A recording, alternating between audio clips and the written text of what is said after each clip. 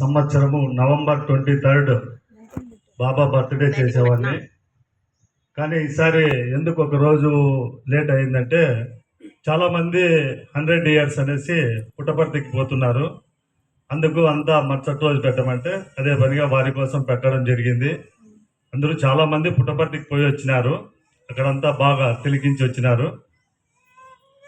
ఇంకోటి, మామూలుగా మనకి ఏదైనా ఆపద వస్తే ఎవరైనా మనకి సహాయం చేస్తే వాళ్ళని ఏమంటాం?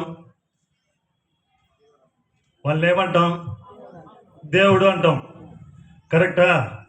ఏదైనా మన కష్టంలో ఉన్నప్పుడు ఎవరైనా సహాయం చేస్తే ఏమంటాం? దేవుడు అంటాం.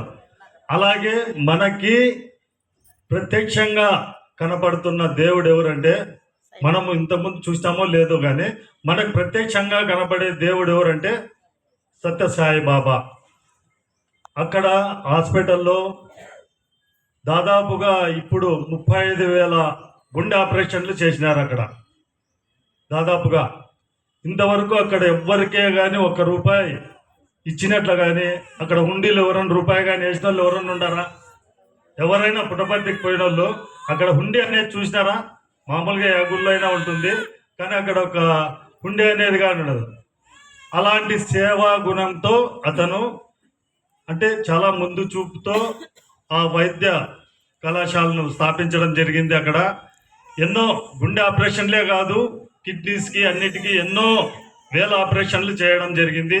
ఎవరితో కూడా ఇంతవరకు 1 రూపాయి తీసుకోకుండా ఆపరేషన్లు చేయడం జరిగింది. అలాగే విద్యాలయం, హై ఎడ్యుకేషన్ అక్కడ, అంటే కేంద్ర ప్రభుత్వం కన్నా ఎక్కువ హై ఎడ్యుకేషన్ అక్కడ ఉంది. అక్కడ చదువుకున్న వాళ్ళంతా డాక్టర్లు, ప్రొఫెసర్లు, పెద్ద పెద్ద ఇంజనీర్స్ అయినోళ్ళే కానీ ఎవ్వరూ తక్కువ క్యాడర్లో లేరు. అలాగే మనకి ఈ రాయలసీమ ప్రాంతంలో ఒకప్పుడు నీళ్లు తాగాలంటేనే చాలా ఇబ్బంది ఉండేది.